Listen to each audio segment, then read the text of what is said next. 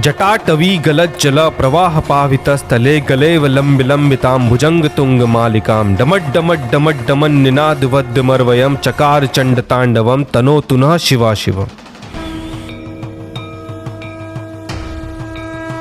जटाओं से है जिनके जल प्रवाह मात गंग का, गले में जिनके सज रहा है हार विष भुजंग का, डमड डमड डमड डमरु कह रहा शिवा शिवम, तरल अनल गगन पवन धरा धरा शिवा शिवम। जो नंदनी के वंदनीय नंदनी स्वरूप हैं, वे तीन लोक के पिता स्वरूप एक रूप हैं, कृपालु ऐसे हैं कि चित्त जप रहा शिवा शिवम, तरल अनल गगन पवन धरा धरा शिवा शिवम। है नीलकंठ सौम्य नील पंकजा समान है, मनुष्य क्या वे देवता के दंड का विधान है, समक्ष उनके काल स्वयं भज रहा शिवा शिवम, तरल अनल गगन पवन धरा धरा शिवा शिवम। सदैव सर्व मंगला कला के शीर्ष देवता, वही विनाश काल है वही जनक जनन सदा, नमन कृतज्ञ प्राण यह जपे सदा शिवा शिवम, तरल अनल गगन पवन धरा धरा शिवा शिवम। विशेष हैं अशेष हैं प्रशेष हैं विशेष हैं, जो उनके जैसा धार ले वे उनके जैसा वेश हैं, वे नेत्र सूर्य देवता का चंद्रमा का भाल हैं, विलय भिवय प्रलय भिवय अकाल महाकाल हैं। उसी के नाथ हो गए जो उनके साथ हो लिया, वहीं के हो गए हैं वे जहाँ सुना शिवम शिवम, डमड डमड डमड डमरु कह रहा शिवा शिवम, तरल अनल गगन पवन धरा धरा शिवा शिवम, तरल अनल गगन पवन धरा धरा शिवा शिवम। हर हर महादेव। नमस्कार फ्रेंड्स, मैन एंड रोड्स में आपका स्वागत है। ये हमारी चार धाम सीरीज का 8वां एपिसोड है। पिछले एपिसोड्स में आपने देखा हमने गंगोत्री से सोनप्रयाग तक का सफर तय किया। आज हम आपको दर्शन कराएंगे देवों के देव महादेव के, जहाँ का सिर्फ नाम मात्र लेने भर से ही सारे दुख दर्द दूर हो जाते हैं और मनुष्य का कल्याण हो जाता है। ऐसा धाम जहाँ देवता भी आने को तरसते हैं, क्योंकि यहाँ स्वयं महादेव बसते हैं। श्री केदारनाथ धाम, जो कि 12 ज्योतिर्लिंगों में से एक है। कहते हैं तीर्थ स्थल तो बहुत हैं, लेकिन केदार जैसा कहीं नहीं, न भूतो न भविष्यो। ऐसा तीर्थ स्थल इस पृथ्वी पर ना कभी हुआ है और ना ही कभी होगा। आज हम सोनप्रयाग से केदारनाथ धाम तक 18 किलोमीटर का ट्रैक करेंगे और आपको दर्शन कराएंगे महादेव के। तो महादेव के दर्शन करने के लिए और केदारनाथ धाम के बारे में संपूर्ण जानकारी प्राप्त करने के लिए वीडियो को पूरा जरूर देखें। हर हर महादेव।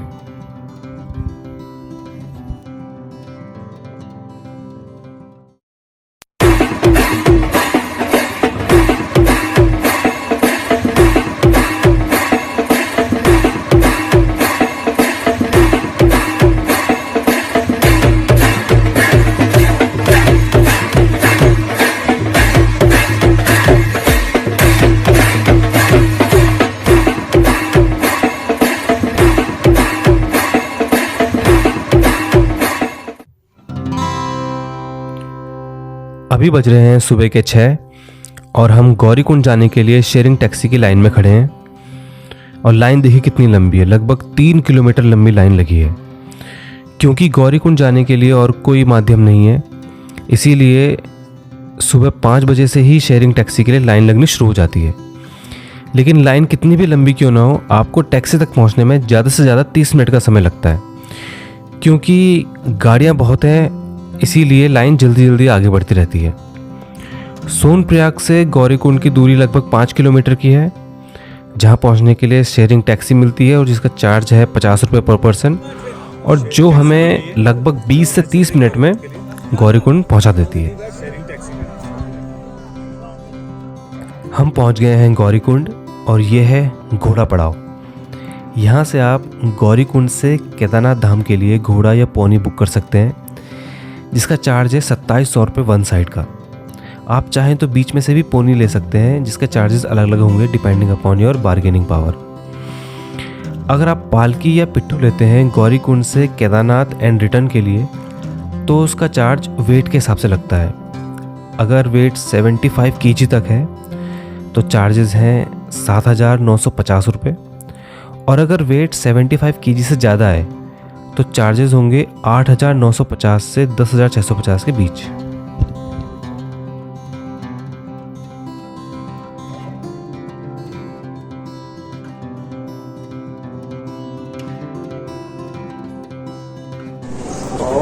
सर्वमांगल्ये शिवे सर्वार्थ साधिके शरण्ये त्र्यंबके गौरी नारायणी नमस्तुते। बोलिए गौरी मैया की जय। यहाँ पे गौरी माता का मंदिर है गौरी कुंड में। यहाँ पे माता ने भगवान शंकर को पति रूप में पाने के लिए कई वर्षों तक तपस्या की थी, 5000 से ज्यादा वर्षों तक, जो कि ये तपस्थली है। फिर माता की तपस्या से भगवान शंकर प्रसन्न हुए और यहाँ पे उमापति महादेव है, उमापति महादेव के रूप में दर्शन दिया। जय माता, जय बोले शंकर, जय माता। धन्यवाद।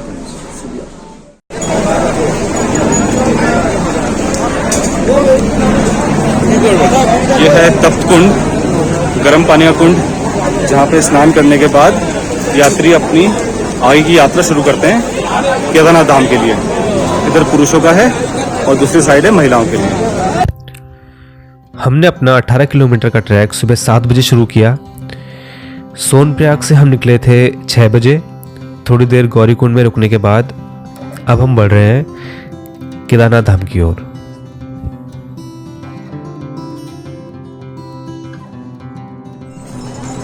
अगर रास्ते में किसी की तबीयत खराब हो जाती है तो ऐसे थोड़ी देर बाद फर्स्ट एड पोस्ट भी बना रखी है गवर्नमेंट ने।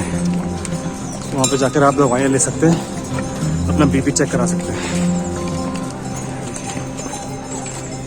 फर्स्ट एड पोस्ट ऐसे ही कुछ देर में बना रखी है। पूरे रास्ते में आपको बीच बीच में ऐसे झरने भी देखने को मिलेंगे, इसमें से साफ पानी आ रहा है। ये सब पीने के लिए भी इस्तेमाल कर सकते हैं, बिल्कुल प्योर नेचुरल वाटर।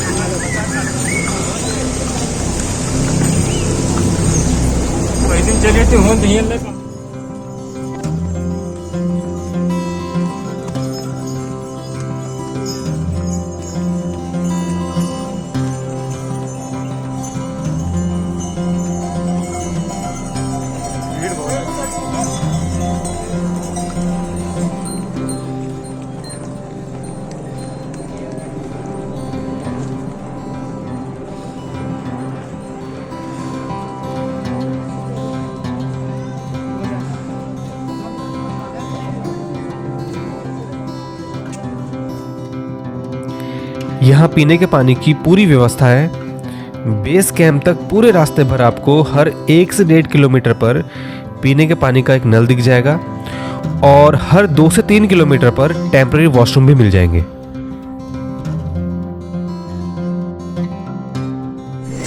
अभी हमने कवर किया है 6 किलोमीटर और हमको देखिए वहाँ जाना है, फिर बर्फ पहाड़ों पे, अभी वहाँ जाना है। सुबह 7 बजे निकले थे, अभी समय हो रहा है 10 बज गए सुबह के, यानी कि 3 घंटे में हम चले हैं 6 किलोमीटर। तो एवरेज स्पीड आ रही है हमारी अभी आधे घंटे में 1 किलोमीटर। हर हर महादेव।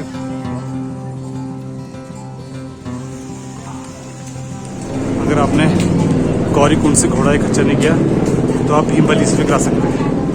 यह है भीमबली का प्रीपेड काउंटर, घोड़े और खच्चरों के लिए। Pony prepaid counter Bhimbali. View देखिए आप यहाँ से, अमेजिंग व्यू, बहुत सुंदर।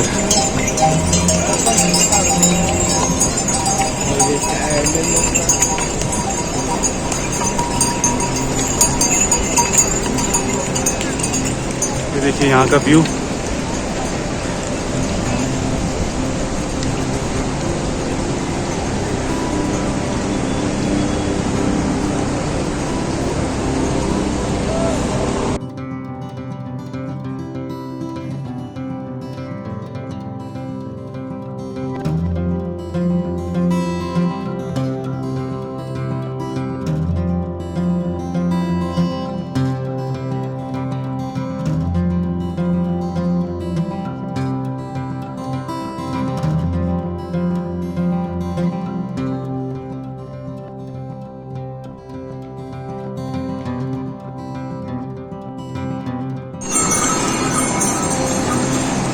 ये जो आप जगह देख रहे हैं, इस जगह का नाम है रामबाड़ा। ये देखिए, ये पूरा रामबाड़ा है। बहुत बड़ा हुआ करता है पहले, लेकिन जब 2013 में केदारनाथ आपदा आई थी उस समय पूरा बह गया था। ये देखिए, ये है रामबाड़ा।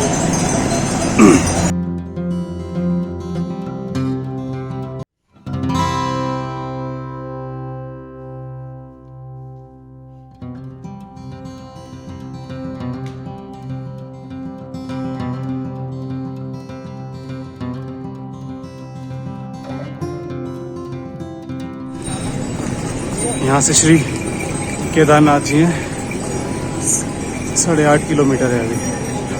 और बेस कैंप यहाँ पे नाइट स्टे करेंगे वो है 6.5, 6.5 किलोमीटर। बड़ी लिंचोली 3 और छोटी लिंचोली है 1 किलोमीटर अभी। यहाँ पे पानी पीते हैं फिर आगे चलेंगे।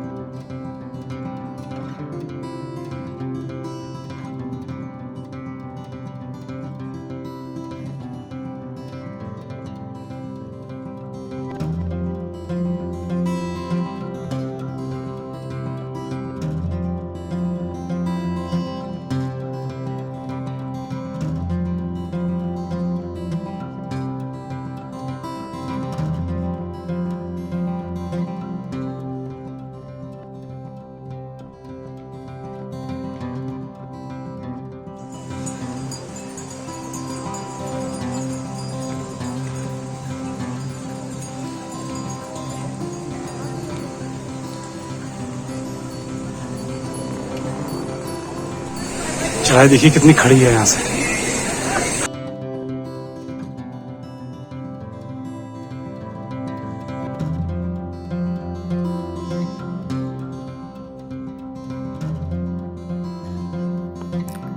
जून मंथ में भी आपको केदारनाथ रास्ते के दोनों तरफ ऐसे छोटे छोटे ग्लेशियर पूरे रास्ते में देखने को मिल जाएंगे।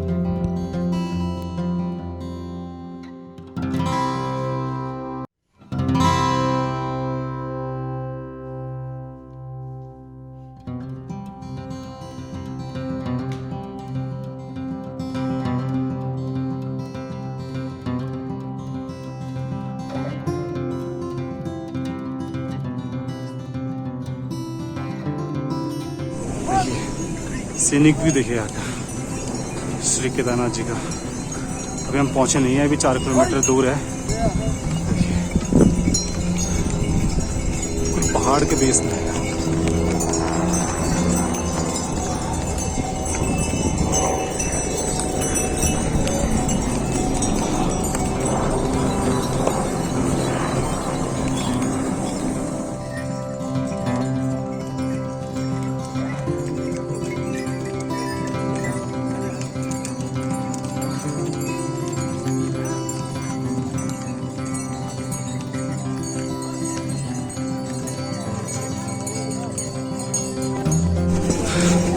हम पहुंच गए हैं घोड़ा पड़ाव पे।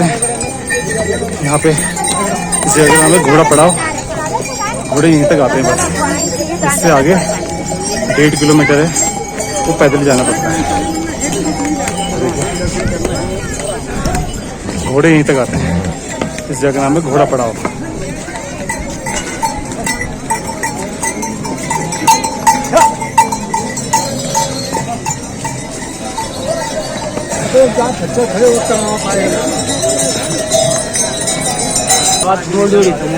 ये है बेस कैंप 1 किलोमीटर पहले, जहाँ पे आपको टेंट मिल जाएगा रात को रुकने के लिए।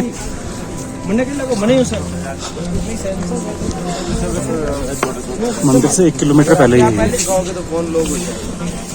यहाँ पे बहुत सारे टेंट हैं, आपको रात को रुकने के लिए कोई प्रॉब्लम नहीं होगी।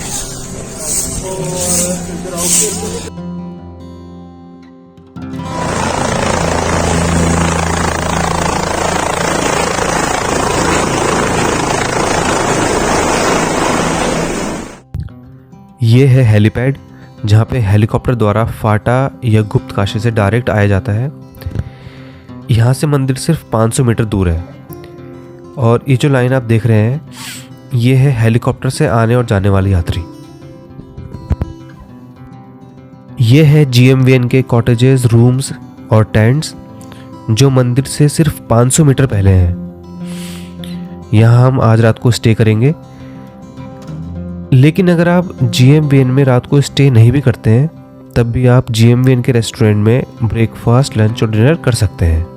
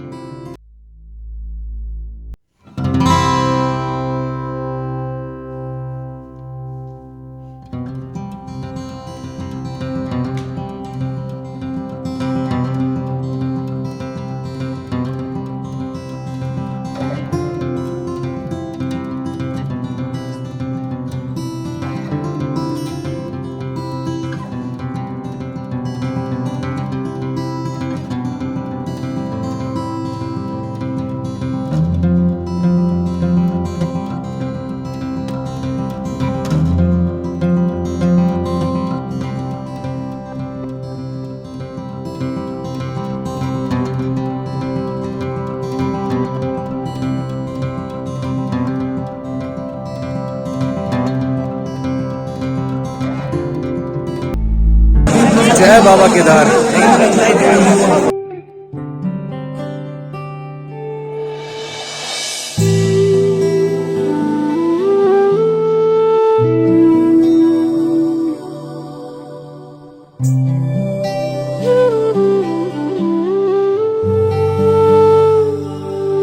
शिव कैलाशों के वासी, धौली धारों के राजा, शंकर संकट हरना,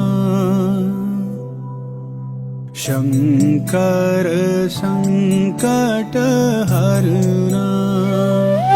शिव कैलाशों के वासी, धौली धारों के राजा, शंकर संकट हरना, शंकर संकट हरना।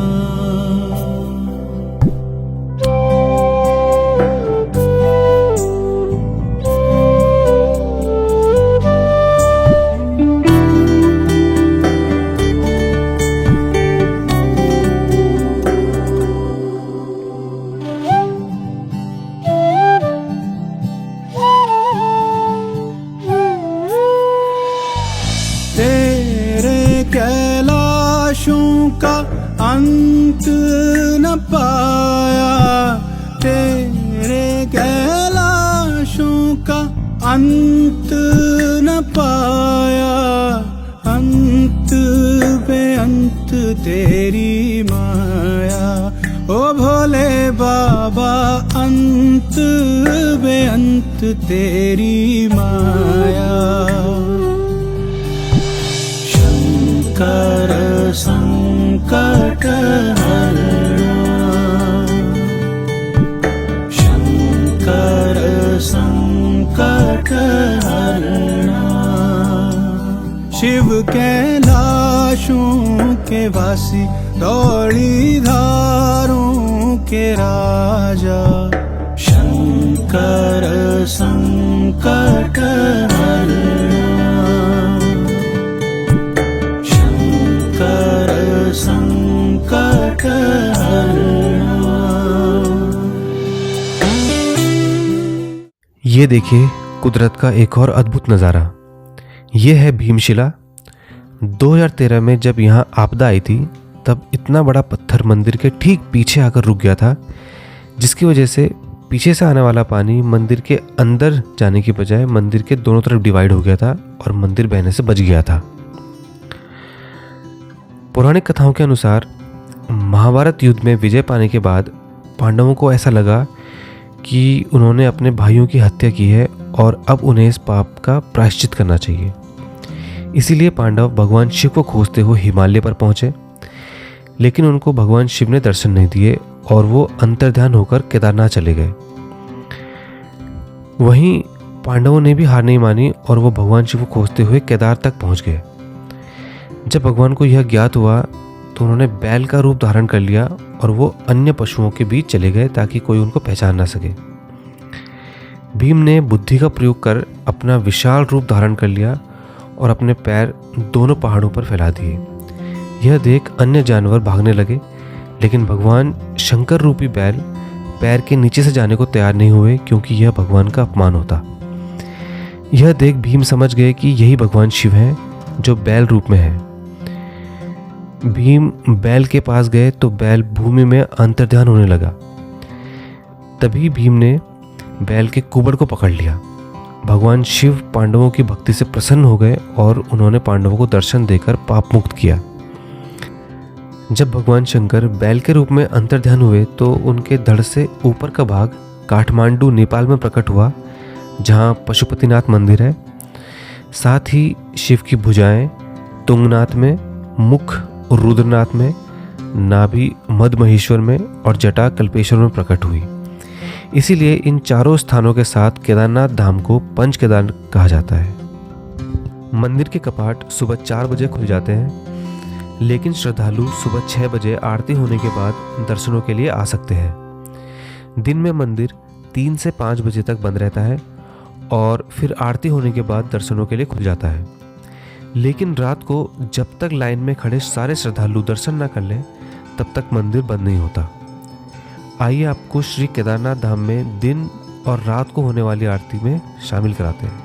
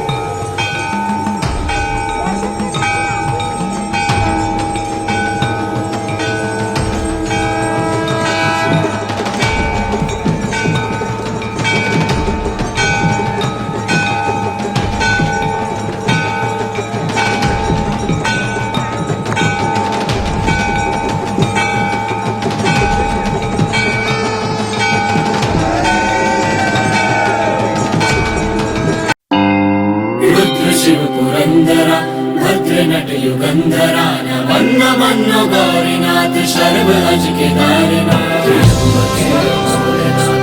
तुझे केदारनाथ। शून्य से भी सूक्ष्म है, आकाश से अनंत है, तू मर्म पूरी सृष्टि का, तू आदि है, तू अंत है। भोलेनाथ तुझे केदारनाथ। सौ जगत में है विकट, तू एक अखंड तथ्य है, कि झूठ काम लोभ जग